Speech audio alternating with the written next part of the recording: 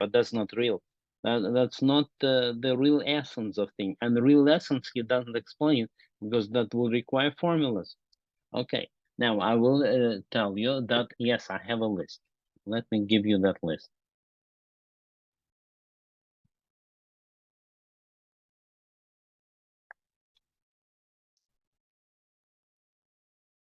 Okay, I have a blog where I put it last time.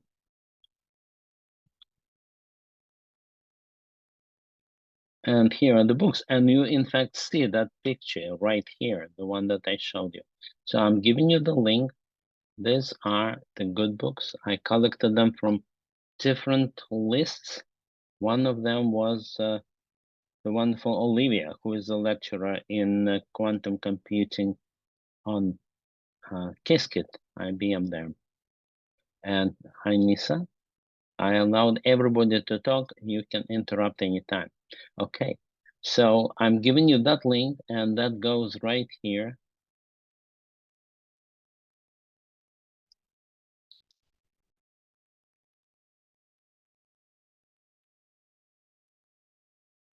Okay. Okay, with this list, you can read about quantum computing. Now let's continue. Some of these books will be old. The interesting thing, that one, The Strange World of Quantum Mechanics. Okay, that one is more in depth. So it will have pictures like this. And I would say it's more for the physicist. It illustrates quantum interference. Again, there, Littlewood was a mathematician in the 20th century, and he wrote Mathematical Miscellany. That's a lot of fun things. So one person came to him. Is it required, he said, to read all these books to get a PhD? The answer, of course, said Littlewood, nothing is required, because Littlewood was a mathematician. So his required was different than required at the university. Is it mathematically a requirement? It wasn't. But then he said, but the sad fact that the reverse is also true. Nothing is sufficient. No books will guarantee that you get this PhD. Now, the next one, quantum physics for that everyone needs to know. What especially excites some people is that it's everybody needs to know. There are no exceptions. Everyone, absolutely everyone in the world needs to know that. That's an interesting approach. That is Oxford, and it more or less has the pictures, but I'm going through these books just so that you know that yes, they're there. Yes, I went through them, and I'll show you the best to me. To me was the best approach, but to you it may be different. The next one is fine. It's like this, and I think it's in the shape of a comics. You have funny characters here. Here you have Dr. Bohr, who can help, and all the other heroes. So, well, if you're a physicist and maybe drinking a beer with your other friends physicists, maybe that would be a good one to read. It will not add to your understanding of quantum mechanics, but it will be fun to talk.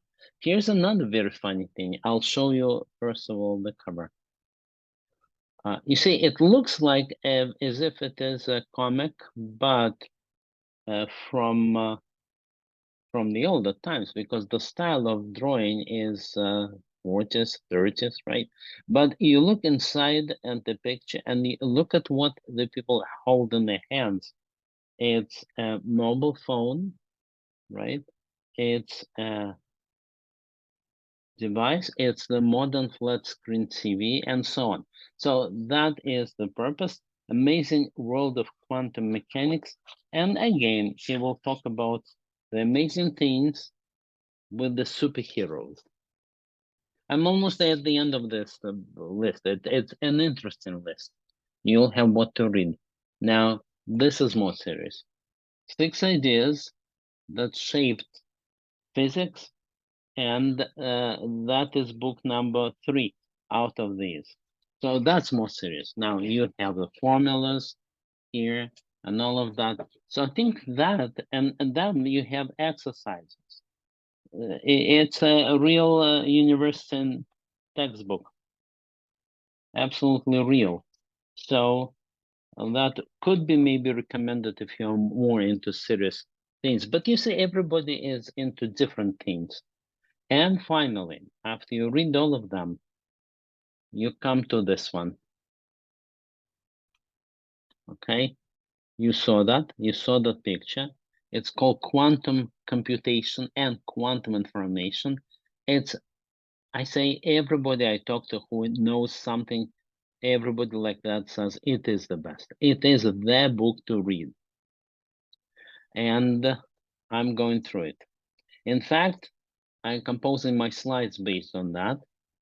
Now, the interesting story about that book is that it's a perennial favorite.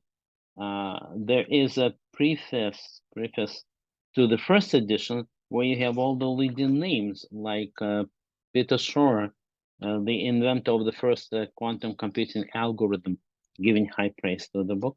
Then the 10th edition, and the 10th edition is from 2020, and without changes, it's still completely relevant. So what turns out is that things didn't change. They implemented these computers. Now you have quantum computing, you have the real devices, 433 qubits is the max, but nothing changed in this substance. So the edition that I'm holding in my hand here, it's the 2022. So that is just 1 year ago.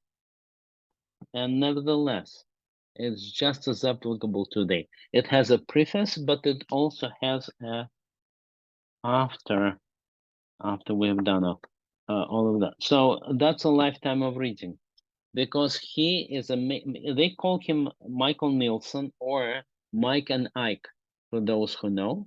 So I will put it here. I say Mike.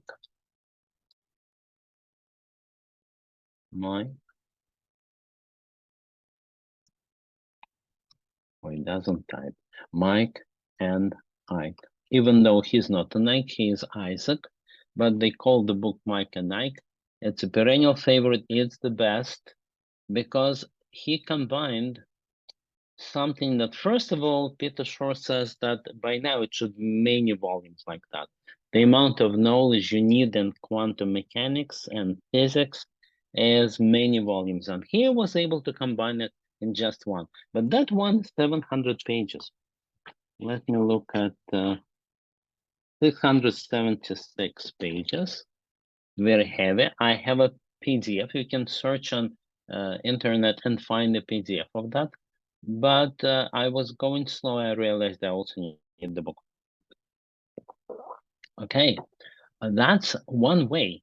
And the interesting thing is that, as I told you, nothing is required. Strictly speaking, you don't have to know physics, but it will help. On the other hand, maybe you can just do this one and it combines everything. Now, another friend of mine whom I discovered teaches that stuff at Chicago University. He says he is trying to go away from the quantum computing as soon as he can, quantum mechanics as soon as he can, and stay with the mathematics.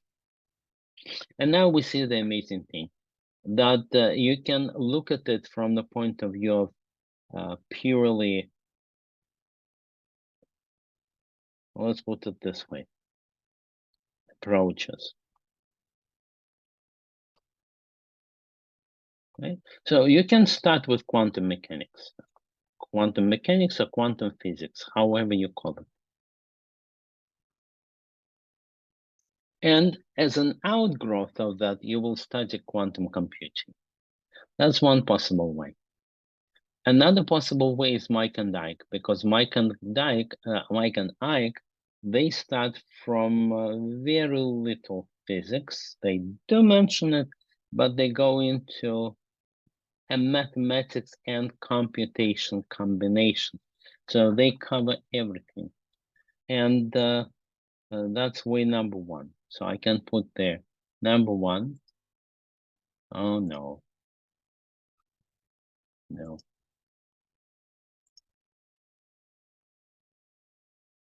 Okay. You can do quantum physics. That's one possible approach. You can do mathematics. You can say that I don't care what those physical particles are, but every such particle is a vector, and that's all I care about. I'm a mathematician, I'm compatible with the vectors, and the simple fact is that every particle is a vector, and every transformation is a matrix. So whatever I do, whatever as they call gates, they have quantum gates. So whatever gate I apply, I don't care how that's implemented in the computer, but to me, it's a mathematics and I apply certain matrices. That's way number two. And now way number three, you can do computer science.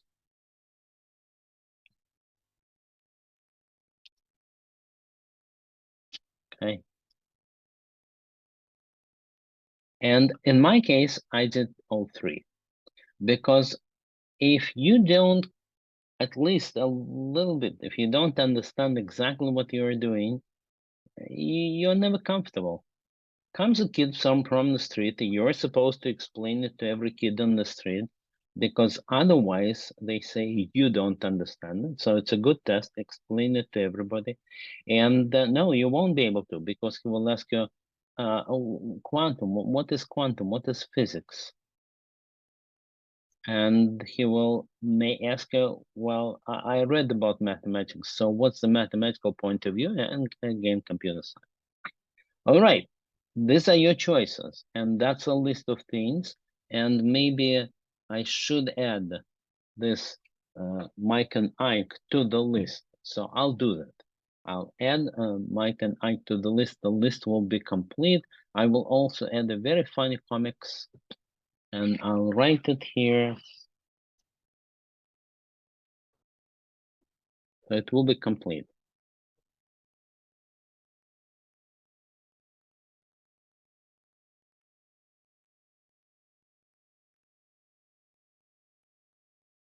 Very funny comics is about talking about quantum computing to kids. All right, but then you might say, I heard that it's computing, quantum computing. So where do I do this? So that's my labs. You know, guys, when I'm giving you the labs, then I'm giving you the labs right here.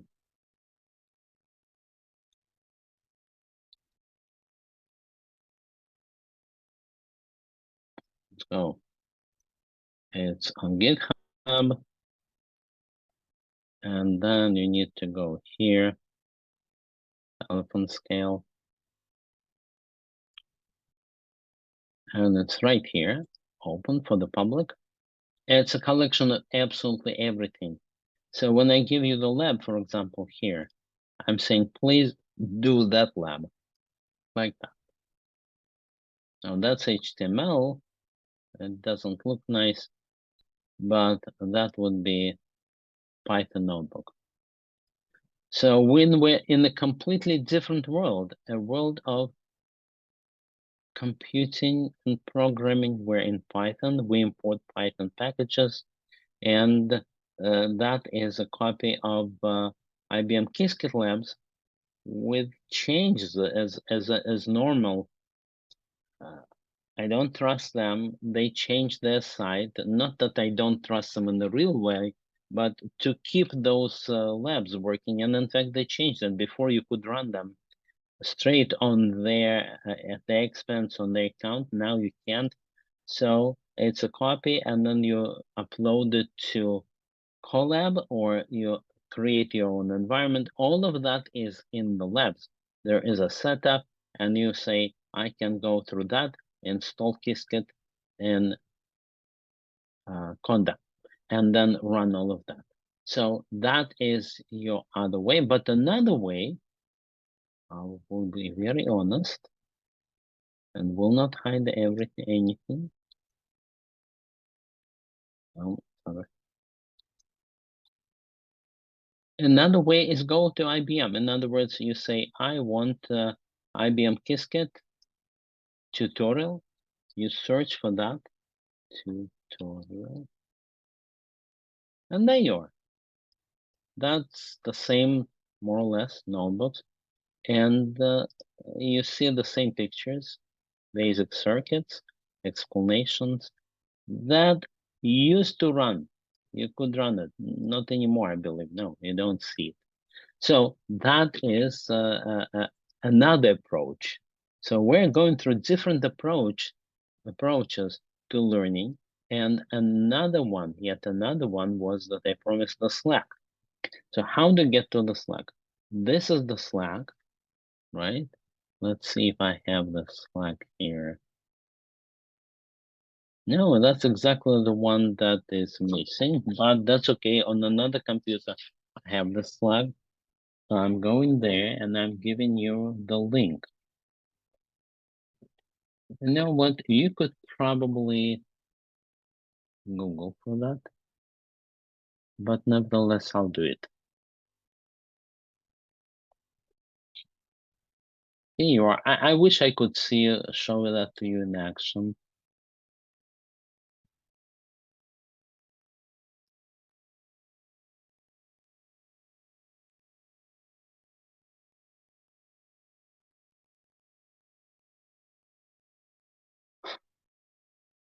Probably search. I will add this link later on, but probably search what you need is Qiskit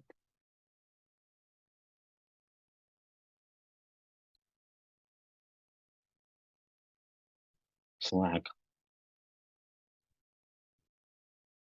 That's the real spelling.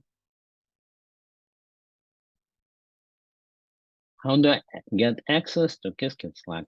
There you are. And it tells you how you get access to Qiskit Slack. Anybody can get there. There is no requirement that they will accept you. So I can put that link here.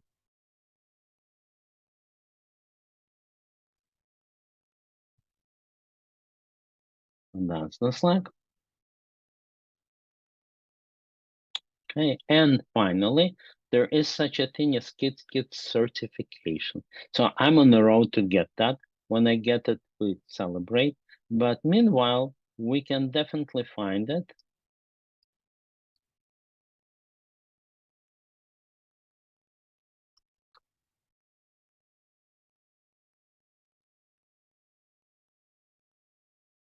Google has their own initiative without the certificate.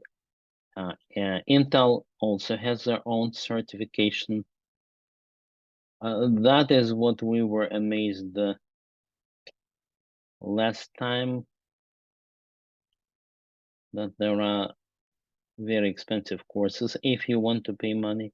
But here it is, offers quantum industry first developer certification, and as far as I know, the only cert.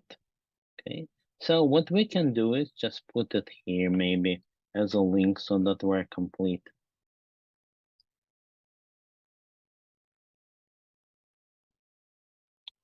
Okay, now we're more or less complete, right? I will pause at this point and I'll give you a chance to speak, okay, to ask questions. Here's Fred, and maybe Fred, it was you who wanted a little guide to how to learn.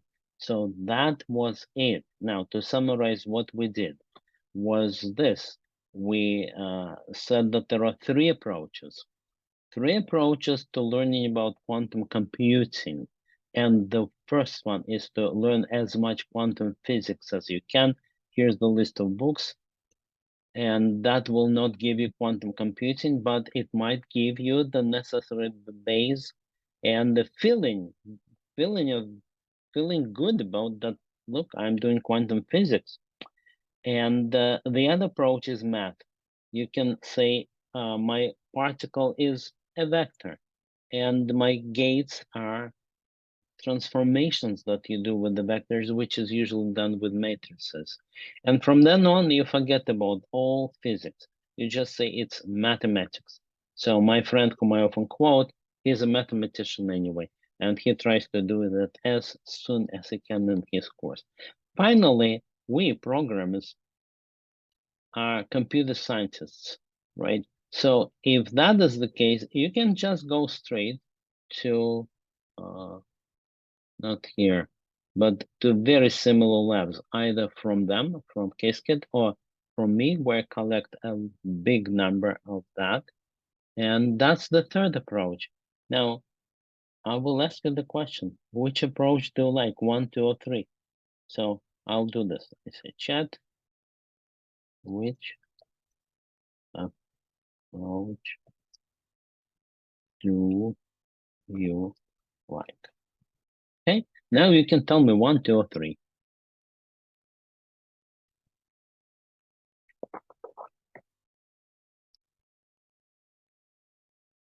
Hey guys, you need to say something or type something because otherwise I'm not sure if I'm even talking to the live people and you are answering.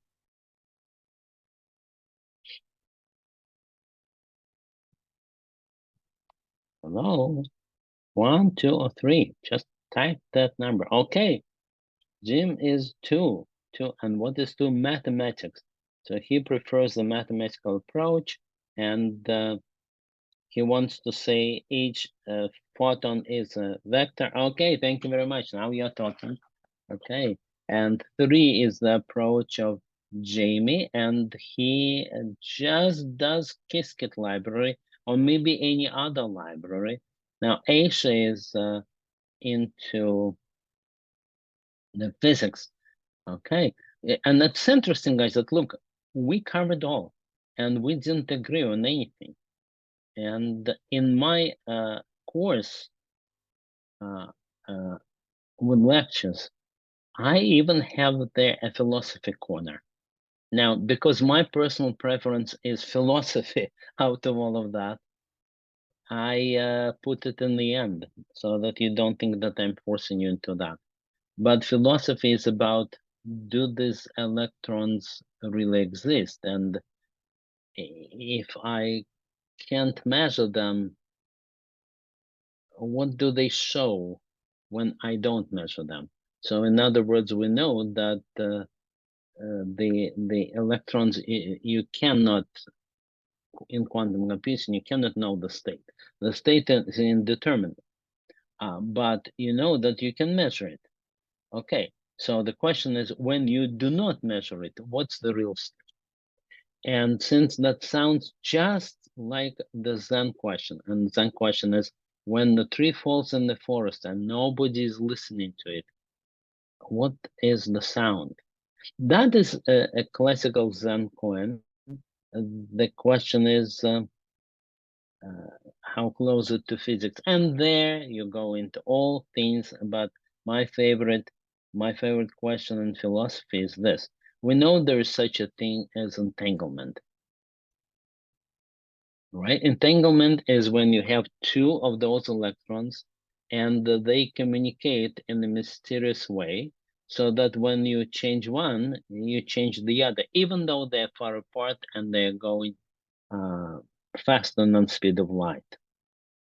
Okay, so how could it be? One of the possible answers, and there is no answer right away, no answer, no physics agreement, but these two electrons, which are very far apart away from the other, one of the explanations is called superdeterminism. In superdeterminism, the electrons agreed at the beginning of their existence on all future actions. They know there will be Mark talking about them and maybe doing the experiment on entanglement and maybe getting the results. So they agreed to say that he will first measure you and he will send this result, and I'm telling you what you should show right now. Now, to me, that sounds like a very fantastical stories. Nothing wrong with them. I love fantastic stories. But one of my students from India said, but that's our philosophy, that super determinism is, well, there are many philosophies in India. He said ours, but he meant his own specific. Well, that's what I like, but it doesn't help me when I'm taking the test. So I still need to study Qiskit. All right. Now, Fred also says he would say 2 and 3. I have a background in quantum physics, and that is great. And so there are also approaches to answer that I like 2 and 3, which translates into how many possibilities. You can have 3 single ones, then you can have pairs, and then you can have all 3. So it's like between 6 to 10 different possibilities, depending upon whether you count the order. Maybe you like 2 and 3, and maybe you like 3 and 2. Okay, that's a little bit aside on talking about this, but we basically achieved what we wanted. We wanted to outline a complete guide to studying quantum computing, and it was elusive. It was just as elusive as those electrons themselves. But we outlined at least 3 approaches: quantum physics, math, and computer science. And the books, they cover it all. And again, one book that covers all is this. It does combine the quantum computation and quantum information. So that, who is the publisher on quantum computation and quantum information? A good question. That publisher is Cambridge. You see here is Cambridge University Press. You can find it on Amazon.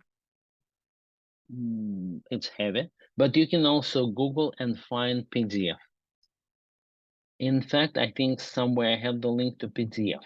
Why do I say Google and find? Because I'm not exactly sure if that's very valid. Maybe it just leaked out, and then I'm putting this link here. I will be advertising you stealing. So easier to say that you can go and steal yourself. Okay. Confluence page. Well, no, I don't have a Confluence page. What I do have is this link, right?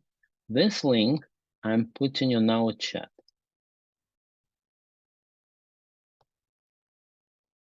There you are. So that contains every one that we ran, and every one of these means about half a year. That is enough. Here you have everything. You have my email, and then you have a drive with all the slides that we ever looked at, and oops, and I think we actually do have the book, Quantum Computation and Quantum Information by Mike and Ike. I did put it here. So I take back what I said. It's no different from them publishing it versus me publishing it. The book is here. All right. So practice. Usually what we do for practice is run one of those labs. Well, today I plan to take it easy and not run a lab because I gave you all the information. Maybe better than concentrate. Maybe I should say practice next time. Rather than concentrate on any practice and thus weaken what we've done. We've shown you a real complete approach, philosophically complete, I think, and any specific practice will prefer one over the other. But now we don't. So what I want to say is that, let me stop share. Okay, and I think I answered all the questions. And you can talk, you can ask, or you can just say, hello, that was great. And we will see each other next week. Oh, hold on before you go. Yeah, The I'm version, no rushing anywhere. the version that is on the internet is a 2010 version. I don't know if you saw that. And you said there's a 2022 version? it's like this. Mine came in the mail. Of course, you cannot guarantee that the PDF that you find on the web will be the same. What I can more or less guarantee is that it doesn't change. Every time that they publish this book, they just republish it. That's an Oh, okay. amazing book. That's amazing Wow. thing. What he did is 20 years ago, he wrote a book that will be relevant and exact for all 20 years. And it doesn't matter that they now have computers that then they didn't have them. Okay, I just put the link to the book, the PDF that's on the internet, into the chat. Okay, all right. There it is. Well, it says 17, but that's maybe Well, the public. if you read the footnotes, it says 2010. Yes, it's a publication date. So, Right. so I think that you can save money by just reading it on the web. I have a special thing. There are days when I don't use computers. So on those days, I use the paper. And I find that I personally enjoy paper more, understand paper better. But that's, of course, not everybody like that. All right, guys, that is useful. I think very interesting. What do we do next is we go back to our regular format. Our regular format is, share the screen again. Our regular format is theory then practice. And the theory is review of the news, like here. That's what we looked at. We, by the way, saw an amazing course where you can get the same knowledge for $2,000, but that's probably for executives who will not trust if they don't pay. By the way, that was my story too, in the sense that not that I paid for the education in this case. It is mostly free nowadays, but that was what convinced me that quantum computing is real. When I saw the price that you pay to IBM for using their quantum computer, the price is $2.30 per second, and that convinced me that it's real. People wouldn't be paying this. Okay, now that's next time we'll be going back to theory and practice will be Qiskit Labs, but I don't promise to stick to that exactly. Maybe I'll show you some other labs. Google has their own language, Intel has their own, so maybe we'll do that. Okay, there you are. Thank you. Thank you for being with us, all right? I wish you a great weekend and a fun time. Thank you very much. Really appreciate it. Great work. You're very welcome. Thank you.